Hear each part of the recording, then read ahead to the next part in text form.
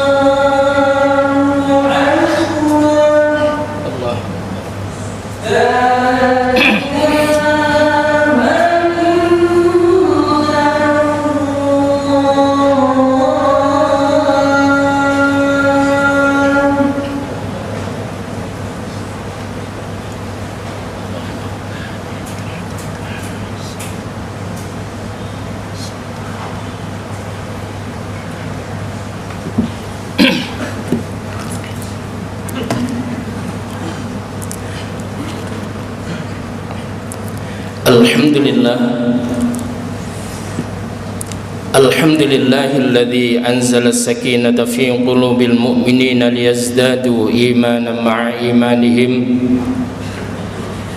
Wassalatu wassalamu ala asyrafil anbiya'i wal mursalin wa ala alihi was sahbihi ajma'in.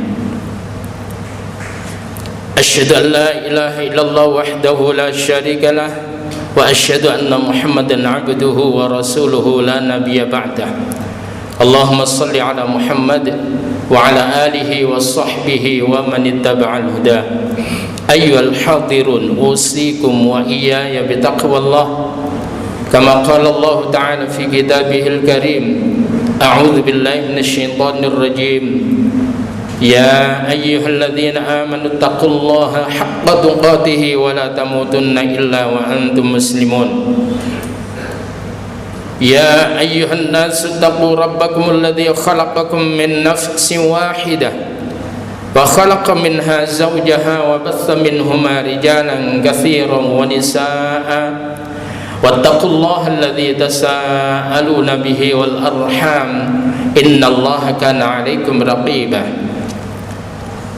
Ya ayyuhalladzina amanu taqullaha wa qulu qawlan sadida yuslih lakum a'malakum wa yaghfir lakum dhunubakum wa may yuti'illaha wa rasulahu faqad faza fawzan 'azima. Amma ba'd.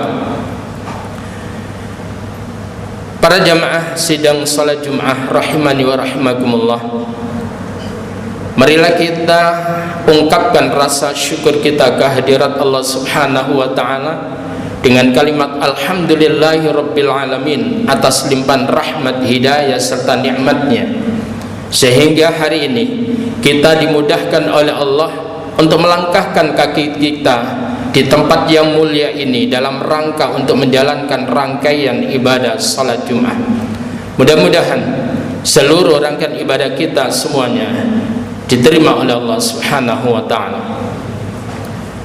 Salawat serta salam semoga senantiasa tercurahkan pada baginda Rasulullah Muhammad sallallahu alaihi wasallam, keluarganya, para sahabatnya, dan kita selaku umatnya. Para jemaah sekalian rahimani wa rahimakumullah,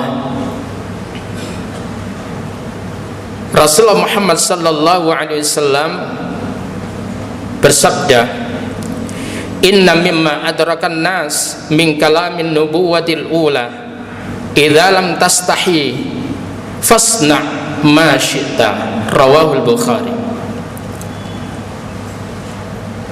Kata Rasulullah Muhammad sallallahu alaihi wasallam, sesungguhnya di antara yang didapat manusia dari kalimat kenabian yang pertama ialah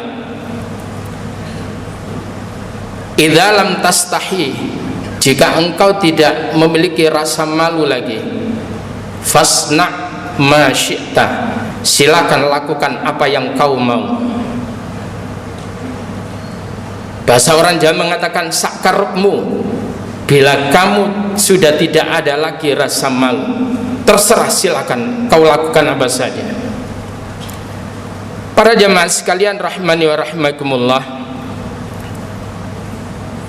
seluruh para nabi itu mewarisi rasa malu itu, dari mulai Nabiullah Adam alaihissalatu wassalam sampai kepada Rasulullah Muhammad sallallahu alaihi wasallam. Ketika Nabiullah Adam alaihissalatu wassalam dengan istrinya yaitu Hawa berhasil dilumpuhkan dan digoda oleh iblis kala itu, yang tadinya Allah Subhanahu wa ta'ala melarang untuk mendekati pohon larangan itu, tetapi dengan bujuk rayu iblis itu kemudian Nabi Adam mendekati dan makan daripada buah khuldi itu. Maka kala itu fabadat lahuma sawatuhuma, maka tampaklah aurat daripada keduanya Adam dan Hawa. Akan tetapi keduanya masih punya rasa malu. Wa tafiqa yakhsifani alaihima min waraqil jannah, dan keduanya itu kemudian memetik dedaunan-dedaunan yang ada di surga untuk penutup badannya itu. wa asa Adamu rabbahu faghwa, dan kala itu adalah Nabi Adam telah melakukan kedurhakaan kepada Allah Subhanahu wa taala dan dia menjadi orang yang sesat. Hadirin yang berbahagia, sekalipun Nabi Adam melakukan kesalahan, masih ada rasa malu. Rasa malu itulah yang kemudian menjadikan seseorang bisa bangkit dari keterpurukan, dari keburukan menuju kepada kebaikan-kebaikan. Para jemaah sekalian rahimani wa rahimakumullah, kalau kita lihat pada saat Nabiullah Musa alaihissalatu wassalam dikejar oleh Fir'aun dan bala tentaranya, dikarenakan Nabi Musa telah ketahuan membunuh seorang laki-laki Mesir kala itu. Pada saat dia tersebut itu melakukan pertengkaran dengan laki-laki Bani Israel, setelah dilerai oleh Nabi Musa, maka kemudian laki-laki dari Bani Israel tersebut itu menuruti, akan tetapi laki-laki dari Mesir tidak mau untuk dilerai. Pada akhirnya kemudian dipukullah laki-laki dari Mesir itu dan matilah dia. Saat itu kemudian terbongkar, ternyata Nabi Musa yang sudah diasuh dalam pemerintahan Fir'aun tersebut selama 18 tahun, ternyata dia adalah orang yang dijanjikan untuk meruntuhkan, menghancurkan kekuasaannya. Maka kemudian mereka mengejar Nabi Musa, dan Nabi Musa tersebut itu lari menuju ke Madian. Pada saat berada di wilayah Madian, maka kemudian Nabi Musa mendapati kerumunan orang yang lagi antri untuk mengambil air minum. Maka kemudian dia melihat dua wanita, yang keduanya tersebut itu sulit untuk mendapatkan bagian yang lebih awal. Dan kemudian Nabi Musa menolong keduanya untuk mengambil air minum untuk ternaknya itu. Dan yang luar biasa, setelah dua perempuan tersebut itu ditolong oleh Nabi Musa, dia pulang lebih awal dari kebiasaannya. Dan kemudian dia memberitahu kepada ayahnya, dan ternyata ayahnya adalah seorang nabi, yaitu Nabi Syu'aib alaihissalatu wassalam. Kala itu kemudian Nabi Syu'aib meminta kepada salah satu dari anaknya untuk memanggil Nabi Musa yang telah berjasa mengambilkan air minum untuk dirinya itu. Faja'athu ihdahuma tamshi ala istihya. Maka kemudian perempuan, salah satu di antara kedua perempuan itu datang kepada Nabi Musa berjalan dengan penuh rasa malu. Lalu kemudian perempuan itu mengatakan, inna abi yad'uka liyajziyaka ajra ma saqaita lana. Sesungguhnya ayahku memanggil engkau agar supaya dia bisa memberikan upah imbalan atas upaya engkau menolong kami di dalam memberikan minum kepada ternak kami. Hadirin yang berbahagia, rasa malu gadis-gadis Nabiullah Syu'aib alaihissalatu wassalam itu cerminan seorang wanita yang hebat, seorang wanita yang baik. Dan pada akhirnya kemudian Nabi Musa nanti dinikahkan dengan salah satu dari keduanya. Maka kemudian dipilihlah Zephora atau Safura. Para jemaah sekalian rahimani wa rahimakumullah, Nabi Musa pun juga dia adalah seorang nabi yang memiliki rasa malu yang luar biasa. Pada suatu ketika Nabi Musa mendapatkan suatu ejekan dari orang-orang kafir dari Bani Israel. Mereka mengatakan bahwa Nabi Musa menutupkan kain pada tubuhnya sehingga tidak ada satupun dari auratnya yang terlihat oleh orang lain. Mereka menuduh bahwa Musa itu menutupkan tubuhnya dengan kain itu karena kulitnya jelek, karena kulitnya tersebut itu ada penyakit kusta atau lepra atau penyakit yang lainnya. Maka kemudian Nabi Musa kala itu pada saat dia mandi di sungai dan kemudian dia menanggalkan pakaiannya di atas bebatuan, betapa terkejutnya Nabi Musa pada saat selesai dan menghampiri pakaian itu, ternyata batu tersebut itu lari membawa bajunya itu. Dan Akhirnya kemudian Nabi Musa itu mengejar dengan membawa tongkatnya, sampailah kemudian berada di kerumunan orang-orang yang suka untuk menghina Rasulullah Musa alaihissalatu wassalam. Maka kemudian mereka melihat jelas bagaimana tubuh Nabi Musa itu. Saat itu mereka terpesona, begitu bagusnya, begitu indahnya, begitu bercahaya tubuh Nabi Musa alaihissalatu wassalam. Kenapa hal ini itu kemudian dijadikan oleh Allah untuk melepaskan tuduhan-tuduhan mereka atas diri Nabi Musa alaihissalatu wassalam? Kenapa Nabi Musa tersebut itu menutupkan tubuhnya dengan pakaian yang begitu rapat? Lantaran dia memiliki rasa malu yang luar biasa.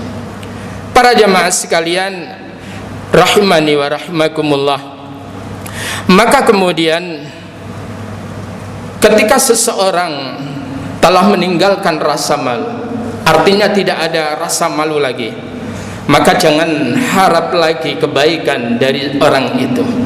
Karena rasa malu itu merupakan bagian daripada keimanan. Al-haya'u minal iman. Memiliki rasa malu itu adalah bagian atau pertanda daripada keimanan.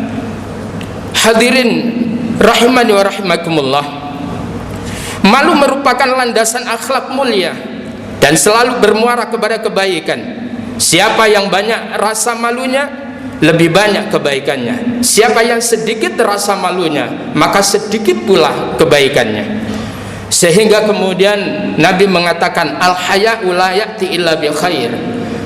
Memiliki rasa malu itu tidaklah mendatangkan sesuatu illa bi khair, kecuali mendatangkan kebaikan-kebaikan. Oleh karena itu, rasa malu yang ada pada diri kita hendaklah kita jaga. Dengan menjaga rasa malu itu, maka kita akan lebih dimudahkan oleh Allah untuk terhindar dari hal-hal yang memalukan di hadapan manusia, hal-hal yang memalukan di hadapan Allah Subhanahu wa ta'ala.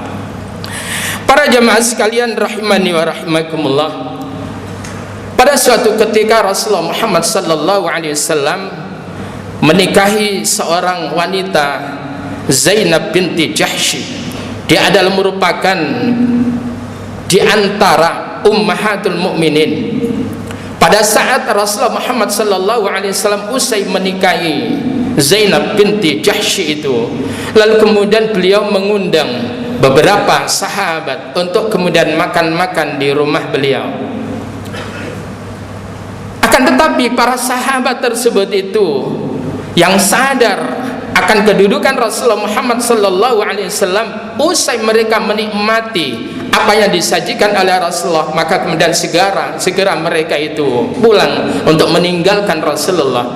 Akan tetapi ada orang-orang yang tidak sadar, maka kemudian kala itu dia masih tetap duduk di situ.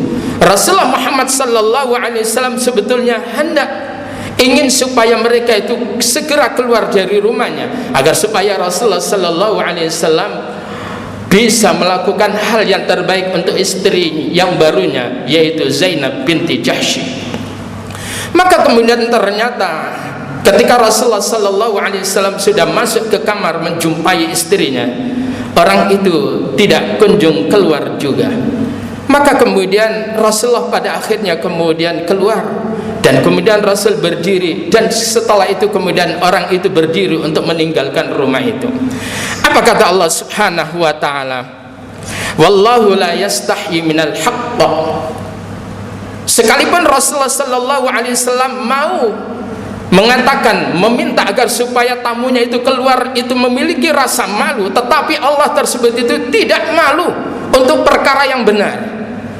Sejatinya kalau kita tersebut itu bertamu, mestinya kita ini memahami akan apa yang diinginkan oleh tuan rumahnya.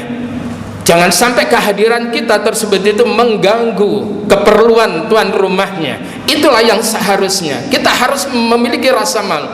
Selesai kita itu kemudian disambut oleh tuan rumahnya, hendaklah segera kemudian kita mengundurkan diri untuk pulang ke rumah.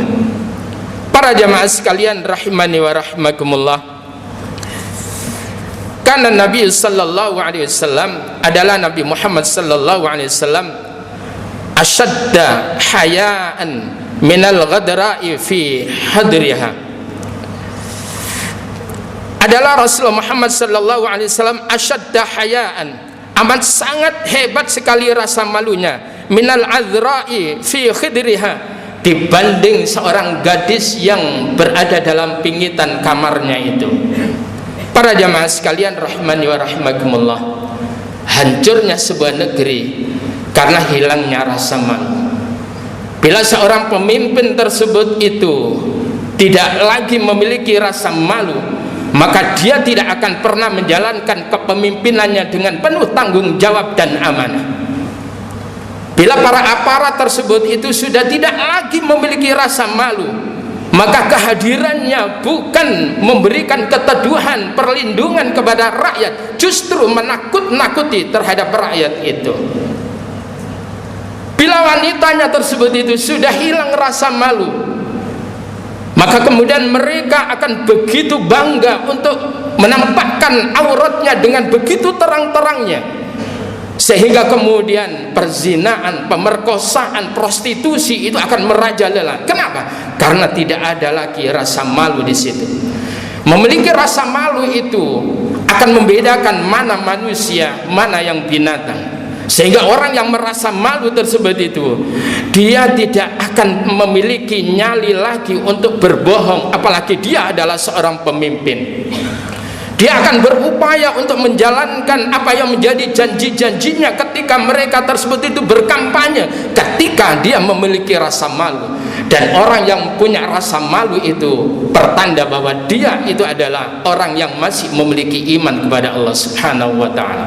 Aqulu qouli hadza wa astaghfirullah li wa lakum wa lisairil muslimin wal muslimat fastaghfiruh innahu huwal ghafurur rahim.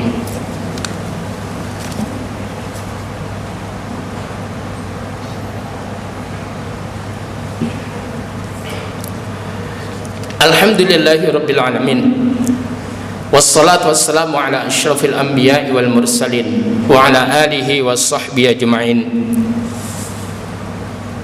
Asyhadu an la ilaha illallah wahdahu la syarika lah wa asyhadu anna Muhammadan abduhu wa rasuluhu la nabiyya ba'dah. Allahumma salli ala Muhammad wa ala ali Muhammad kama sallaita ala Ibrahim wa ali Ibrahim wa barik ala Muhammad wa ala ali Muhammad kama barakta ala Ibrahim wa ala ali Ibrahim innaka Hamidum Majid. Allahumma ighfir lil muslimina wal muslimat wal mu'minina wal mu'minat al ahya'i minhum wal amwat innaka ala kulli syai'in qadir. Rabbana faghfir lana dhunubana wa liwalidina warhamhum kama rabbawna shighara. Rabbana hab lana min azwajina wa dhurriyyatina qurrata a'yun waj'alna lil muttaqina imama. Allahumma inna nas'aluka ridhaka wal jannah wa na'udzubika min sakhatika wan nar. Rabbana atina fid dunya hasanah wa fil akhirati hasanah wa qina adzaban nar. Wassallallahu ala nabiyyina Muhammadin wa ala alihi washabbihi ajma'in walhamdulillahi rabbil alamin. Ibadallah, innallaha ya'muru bil 'adli wal ihsan wa ita'i dzil qurba wa yanha 'anil fahsya'i wal munkari wal baghi ya'idzukum la'allakum tadhakkarun. Fala dzikrullah akbar.